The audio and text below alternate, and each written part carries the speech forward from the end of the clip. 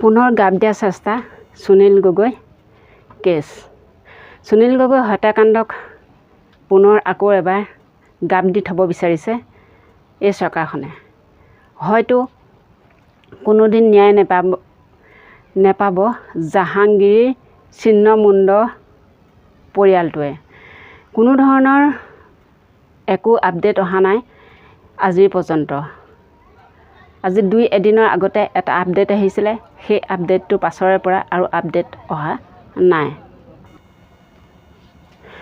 আজি 5 দিনে হৈ গ'ল ৰমাইন বৰুৱা হেৰুৱাৰ কাণ্ডক লৈ, কিন্তু তেওঁকতো নিখোজ হৈ আছেই। ৰমাইন বৰুৱা নিখোজ হৈ আছে। সেই বাতৰিটো ইমানেই প্ৰচাৰ হৈ গৈছে যে ভাবিব নোৱাৰা হিচাপে প্ৰচাৰ হৈ গৈছে, আৰু সেইকাৰণে হয়তো সুনীল গগৈ হত্যাকাণ্ডটো গাপ দি থোৱা হৈছে।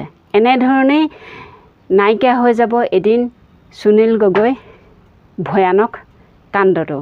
কিয়নো যেতিয়াই অসমত এটা হত্যাকাণ্ড সংঘটিত হয়, ভয়ানক কাণ্ড সংঘটিত হয়, তেতিয়া এটা পুনৰাবৃত্তি হয় নতুন কাণ্ডৰ। তাৰ পাছতেই পুৰণা যিটো কেছ থাকে সেই কেছখন গাপ দি থ'বলৈ বিচাৰে প্ৰশাসনে হওক বা চৰকাৰখনেই হওক। কিন্তু জাহাংগীৰ পৰিয়ালটোৱে কেতিয়াবা ন্যায় পাবনে? নিশ্চয় নাপাব। ইতিমধ্যে জনা গৈছে সুনীল গগৈ জীয়াই আছে বুলিয়ে বাতৰি প্ৰচাৰ হৈ আছে, কিন্তু সুনীল গগৈক আজিৰ পৰ্যন্ত আনি দিব পৰা নাই। কিয় উলিয়াই দিব পৰা নাই? যেতিয়ালৈকে সুনীল গগৈ উলিয়াই দিব নোৱাৰে প্ৰশাসনে হওক CID হওক, তেতিয়ালৈকে সুনীল গগৈ পত্নীয়ে বগা পোছাক পৰিধান কৰিয়ে থাকিব। 1 তাৰিখৰ চাওক, 1 তাৰিখৰ নিশা মোৰ শালপতিৰ ল'ৰাটোৱে ফোন কৰিছিলে যে মোৰ ফোনটোত ৰিচিভ নহ'ল বাৰু, মাহীয়েকৰ ফোনটোত ৰিচিভ হ'ল। তেতিয়া কৈছিলে যে আমাৰ দেউতা নাই, আপোনালোকে সোনকালে আহক। তেতিয়া প্ৰায় 1 বাজি গৈছে আৰু তাৰপৰা আমি লগে লগে উঠি মোৰ মাইকী মানুহ আৰু ছোৱালী লৈ মই চিধা গুচি গ'লোঁ। গৈ যাওঁতে ঘটাৰ পৰা পোনে সোমাওঁতে ইটাখুলি কালভাৰটো পায়েই তাতে মই এখন গাড়ী লগ পাইছিলোঁ হয়। গাড়ীখনে মোক সুধিছে ঢকুৱাখানা কেনি যায় বুলি কওঁতে মোক এয়া পালেই আৰু অলপ গৈ বাওঁহাতে ঘূৰি দিলে ঢকুৱাখানা পাব। সেইবুলি কৈ মই গুচি গ'লোঁ জেগালৈ। গৈ তাত জেগা পাইছোঁগৈ। ওচৰ চুবুৰীয়া মানুহ চানুহ গোট খাই আছে, কন্দা কটা হুলস্থুল হৈ আছে।